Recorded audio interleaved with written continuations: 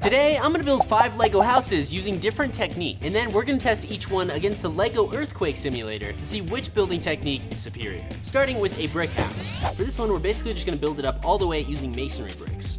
The oldest brick houses were constructed as early as 7000 BC, so I'm just gonna start by laying down the foundation. And then I'm just gonna pop in a single door at the front and a window frame on the side right here. And then what I'm actually doing with each of these layers of brick is overlapping them by one stud to create what's called a running bond pattern. And what that'll hopefully do is make it just a little bit stronger so it can withstand our earthquake test. Since we're gonna be testing each of these on an earthquake simulator, which is essentially just a platform that can move back and forth at high speeds to simulate the vibration of an earthquake. So to start, I built up a simple prototype with some flexible pillars as springs to allow it to shake. All right, test 1, here we go. So it's shaking. The springs are holding up perfectly, doing their job, but it's not very strong. So I think we're gonna have to replace these guys with a stronger motor. So I'm gonna borrow this hand mixer from my wife, and the nice thing about this is it actually has speed control up top, so it has like 7 or 8 levels of speed. Check it out, guys. On the very inside of this piece, it is the perfect size to allow a Lego axle to fit right in there snugly. So this thing, if we mount it upside down, should be able to power our earthquake simulator flawlessly. All right, Mark 2. As you can see, we've taken apart our hand mixer and turned it into this. As you can see, we just have a single cam going across here, and when we push our button, this will push and pull our plate. Whoa, chill. I just have to really strengthen this up and lock it together so that nothing falls apart and breaks. So now I just gotta cover up the base of this and lock it all together so it's super strong, and we'll be ready to test this thing out and see how it works. Let me introduce to you the Earthquake Simulator V1. This is actually pretty cool. I'm calling it V1 because we may do a video in the future where it's a little bit bigger and we test taller things. Bet you can't guess what those are. As you can see here, we have the center table, and this is where you put the base plate, and then on top of that, you put on these little clips to actually lock it into place. Then if you come over here, we have our little keypad, and this allows us to control the speed with these little buttons here, and we can turn it on and off like that. The thing is, it is a little wobbly because there's a lot of weight moving back and forth, so I try to keep my hand on this side, but other than that, it works phenomenally. As long as I don't touch any of the electronics because it is plugged into the wall. Don't do this at home, by the way. All right, guys, here we have the first brick house. As you can see, I've interlocked all of the bricks on this, and on the interior, I just added some simple furniture. We got a little table with some bread on it. We got a nightstand, a dresser, and then we have a bed and a little fireplace. So we're gonna put the roof on this guy and see how it performs. The cool thing about this earthquake simulator is we can actually clip in each one of our house plates with just a few of these little pieces. And these are just brackets and slopes, and they help it to actually hold down the base plate. And this thing can actually do up to 10 levels, and it gets pretty intense, so let's see if it survives level 1. On. Oh. Remember those clips I just mentioned? Yeah, those didn't work very well. All right, we fixed it. Here we go. It's shaking. Oh, no. Oh, look, all the furniture's still there. Wow, guys, check it out. Our building stayed in one piece. Now, I actually kind of thought that would happen because we interlocked all the pieces.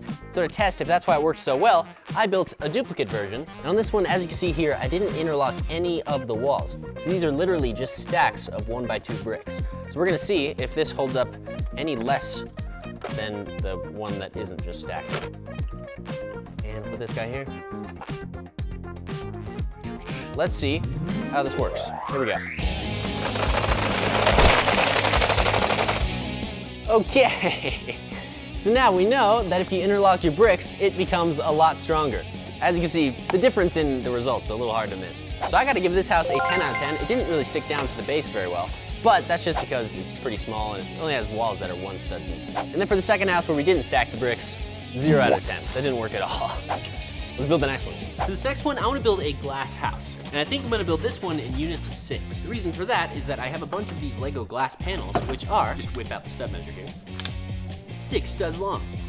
See, look how useful this is. So what I'm going to do is get a bunch of plates and lay out the foundation for it and just make sure that each dimension is divisible by 6.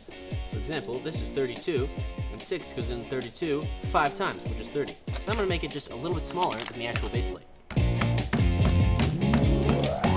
Now that we got our base, I'm gonna add the first layer of glass panels, and I'm also gonna add a door to this glass house because otherwise we won't be able to get in. On the bright side, we won't have to add any windows to this. The nice thing is we also have these tiny windows, which are 2 studs wide. We'll take these and put them right in here to fill that gap. Now I'm just gonna finish off this first layer, and then I'm also gonna add some simple clear furniture like a couch. I think a bed would be cool to add, just using a couple bricks and a few of those little panel pieces. And maybe a nightstand and dresser as well, and a little lamp.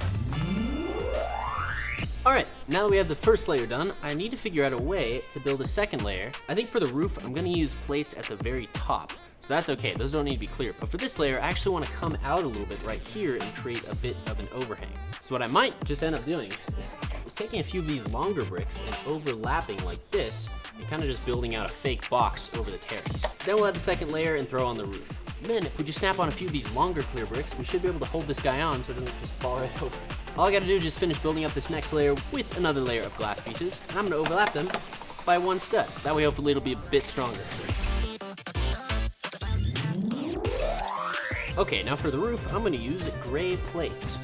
And we're gonna stick those on there. For the last and final step here, I'm just gonna take this little pillar of bricks and throw it in here to kind of hold up this terrace. Just like that. There we go. That is a good looking glass house. And my favorite part is you can actually see on the inside. For the roof, I kind of changed my mind. I don't want to use plates because I just had this idea. I'm just gonna build up a glass roof out of a bunch of these 1x6 panels, and that way we can actually see on the inside, so forget the plates. This is the beautiful but fragile glass house. We have a chimney right here at the front, which I built using a bracket like that. You see the interior is also fully furnished with clear furniture that's made of glass, and I actually think this one might hold up pretty well because these panels are locked together. Sort of, so we'll see. That's why we're here, we're gonna test it out. And for this one, I'm actually going to use some rubber bands around the edges to hopefully make it stay on just a little bit better because these things keep falling off and it's really annoying. This should keep the base plate on good enough. We're gonna put this on level 4 and see how well it does here. I'm a little scared, so I think I need some eye protection because this is dangerous. All right, 3, 2, 1. Oh, okay. Well, we broke the simulator again. But as you can see, we lost a lot of the glass house here. That did not go over very well. Oh no. So we actually ended up snapping the beam that goes in here. As you can see, we completely broke off the bottom of it because I guess it was just too much pressure. There's a little chunk of our red lift arm at the bottom there. Well, I'll have to fix this, but this actually is holding up pretty good for a glass house. What's funny is on this one, the thing that's actually breaking isn't even the house. It's the thing that's shaking the house back and forth. So I'm gonna fix that one more time, and we'll give it one more test before we determine the score here. Okay, so I've locked it together again with a new lift arm, and hopefully it won't break. Here we go, let's see how this house does. Wow, that's really, really impressive. We only lost the overhang on the front, actually. The rest of the house seems to be unmoving. This is level 1. Level 2. Level 3. Oh. We're losing part of it. Level 4. Level 5.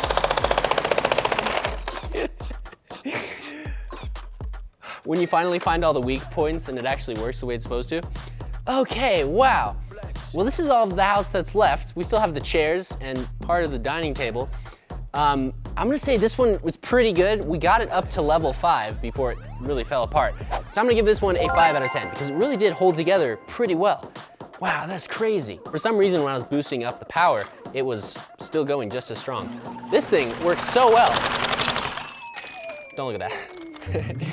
Let's build the next one. For this next build, I'm gonna make a cottage. The cottage is a rustic home design that originated in medieval England during the Middle Ages in around 500 AD. And my plan is actually to build it using a bunch of arches. That way we can test it to kind of see if that technique will actually stand up against the earthquake. If we take a few of these guys with some pre-built pillars, we're just gonna kind of build up a square frame for this and see if we can kind of connect it together in the middle to be stronger. But we need to make sure these are at an even number of parts. So this is 20 studs, that's about fine. You guys are probably wondering, what's that cool Lego tape measure he's been using? This is called stud measure. The tape measure for Lego builders lets you measure and plan your creations with ease. Its flexible 2-sided tape can measure in both bricks and studs.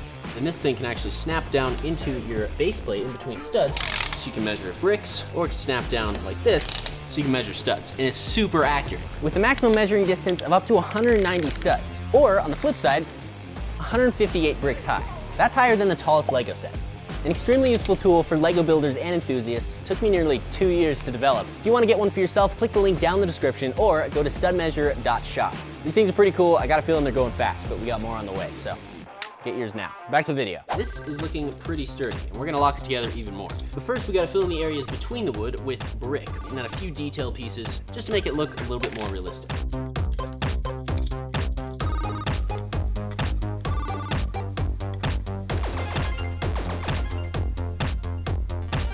I'm even doing a special technique where I use different shades of white because either they got dirty or like stained from the sun. And I'm actually utilizing that as a trick to add more detail into my walls, as you can see here, as well as some like little hay bricks and some snot bricks, which I'm gonna add some vines to. Now I just gotta finish locking together this layer, add some furniture to the inside, and then we'll add a roof to this to finish it and make it look like a cottage. Before we add the roof though, I'm gonna add some little 1x2 slopes to each of these panels on the front and back. That way we can actually angle it like a cottage roof. For my cottage, since we have sort of this interesting half hexagon shape going up top here, I'm gonna make a 3-sided roof. So for that, we just need to lay out 3 layers of plates that are 18 by 8. And we can just lock these plates together with more plates. And now what I'm gonna do to actually hinge this roof is on the middle section, I'm gonna add some hinges, which are these little guys here. And that will allow us to actually bend the pieces of the roof, just like this. And now, when we put this on here, that should fit just like that. Perfect. So just add a few more of those, and then you can lock it all together. And there we have a 3-sided roof. Now this guy should just slot perfectly on top of this. No, it's actually perfect. Look at that, we have a little cottage. Now I'm just gonna add a few more details to this, like a few bricks on the front. I wanna add some simple furniture on the inside, and then maybe just make the roof a little bit darker. But then we can test this out and see how well it holds up.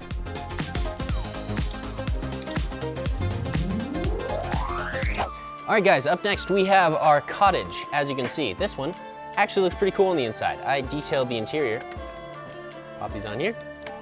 Throw our roof back on, and we're good to go. All right, here we go. Add our clips. Okay, so the purpose of this one is to actually test if the wooden frames will make any difference in the stability of this. All right, we're gonna go straight to level 3. Here we go. I'm gonna pop it on in 3, 2, 1, see what happens. Oh gosh. The house got completely destroyed on this one. None of the walls stayed together, so, well, except for this one kinda did. The front wall stayed together, but none of them stayed together in connection with the wooden frame, which is kind of disappointing. But again, for some reason, all the furniture is still down, which is just really impressive. Let's get a quick action replay on that, if we can get a slow enough frame rate. I gotta give this one a 3 out of 10. The only reason I'm not giving it a 0 is because the front wall stayed together, and then basically all the sections individually did, but the house fell apart. So by standards of actually living in it and surviving, I would not build your house like a cottage to withstand an earthquake. The next house we're gonna build is a tree house. We're gonna start by building the tree that's gonna hold the house up. For the base of the tree, we're gonna make it a pretty thick tree. So we're gonna use 2x4 bricks and build up a square that's about 4 bricks tall. And then we're gonna take some of these slopes and kind of round it out to make it look like a tree. So for that, it's all about just kind of creating roots, having them kind of branch off in different directions by putting slopes around it. Just like that. So just keep building up bricks and slopes until you have a nice tree trunk shape. And then I just added a few of these round 4x4 Technic bricks. So what we can actually do is take some Technic pins like this and stick those in a few of these to create some branches that kind of branch off to hold the tree up. Then we take some of these 2x2 round pieces, we can actually snap them right onto there. And that gives us a nice base to build up some branches. For those, we can just use a few of these slopes, and again, just create some little natural shapes. With each of these builds, I'm literally just making it up as I go. I just kind of look at the shape and think, okay, what would an actual treehouse have? And then I build it. Now, I'm gonna take our plate like this, and that will be the base for our treehouse. And now we need to work on the walls for our treehouse. As you can see here, I've added some walls to the outside using these cool little 1x2 round log bricks. So those are kind of cool. I added some windows. So I'm just gonna snap this right on the middle here, and then we're gonna take this guy, which is essentially a ladder. We're gonna put this right here in front of the door. Now that we've got our treehouse actually built up, we just need to add a roof and a lot of foliage to make this look like a tree. You can actually do this quite simply by just building the roof on top of this 16x16 plate. And lucky for me, I've already created this little canopy here in my last video, which is made out of little leaf pieces, and what I did is essentially just took them. Instead of just connecting them like you normally would, like so, you actually interlock them in a circle like this. So if we take this and we put a little pillar on top of that, and then we can put this guy right on here like so. And there we have the start of our treehouse. Well, it's looking a little bald, so we're gonna need a lot more leaves. All right, there we have our finished treehouse. Let's test this guy out. This is a beautiful treehouse, if I do say so myself. You can see we have a removable roof so that we can see the interior, which is fully designed with 2 pieces of furniture. But you see we have a couple containers. It's supposed to be designed kind of like a kid's treehouse. We got a little work table. I will bet that this will not hold up even level 1. So I'm just gonna start it on level 9 and then we'll just see how it goes. But first, we need to lock it in with some rubber bands here. This thing goes all the way up to level 9. So all I have to do is push this button, we'll be ready to go here. All right guys, here we go, Lego treehouse. In 3, 2, 1.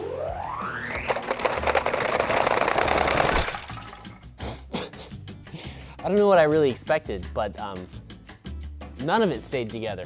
Not a single piece, except for this entire thing. See, look how great this, 0 out of 10. Actually, negative 10. This was horrible. On the bright side, our earthquake machine's still working. Ooh, yeah, so we're gonna have to rebuild that. Okay, let's build the next one. The next house I wanna test is actually a nuclear bunker. And the reason I wanna build this one is because I'm gonna try and design something that's earthquake proof, or nuclear proof, using Technic and stuff to reinforce the walls. So I'm gonna put everything that I think would make it earthquake proof into it, and hopefully it'll work. The first thing I wanna do is go all the way around the outside with Technic bricks. And this will be the first layer. And the reason for that is so that we can lock all the layers of the walls together using Technic lift arms. Now that we have a first layer of Technic down, what we can do is actually take some lift arms, like these little guys, and snap them inside of the bricks, just like so. And then every 4 bricks up from that pin, we can actually put our little Technic brick here with another pin and lock our wall together. So this guy, except for attaching to the base plate, is really sturdy. Like, you cannot pull this apart. And I think if we do that all the way around on all the walls, that'll make it super duper strong.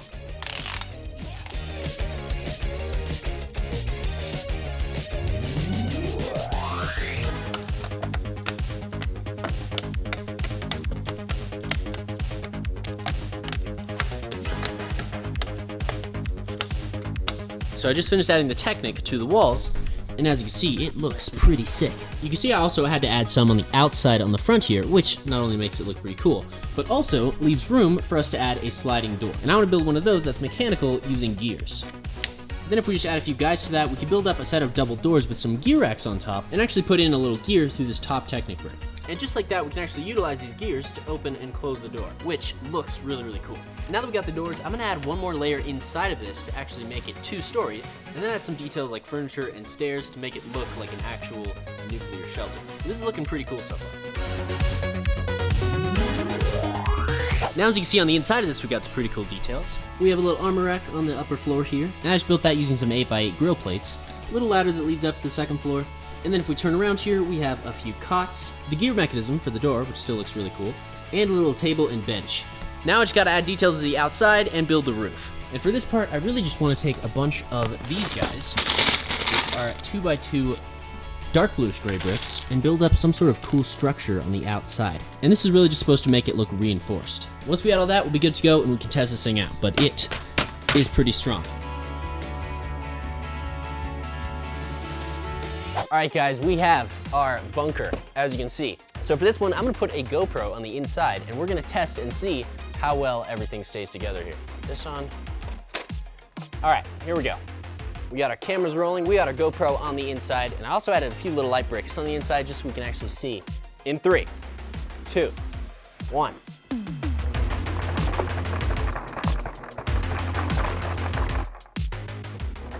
This thing is pretty heavy, that's for sure. Our earthquake table is not happy. Oh. No, we broke another lift arm. No. What a bummer. Because now we can't even. That's it, guys. That's as far as we could go with this. But this fallout shelter actually lasted better than any of the other ones. And if we open it up, let's see how the interior fared. As you can see, we lost a door, but everything else is pretty much intact, except for this table that moved. The walls really held together well. I mean, I did use Technic to certify all of them, but literally, the only thing that broke off was the detail I put on the outside. So this, I'd say, is a 10 out of 10. It held together really well, which means our brick house and our fallout shelter are the 2 winners of the video. Huge thanks for watching, guys. Check out one of these 2 videos popping up on your screen, and comment down below if you want to see this with skyscrapers, because I think that would be really cool. I'll talk to you in the next Brick Science. See ya.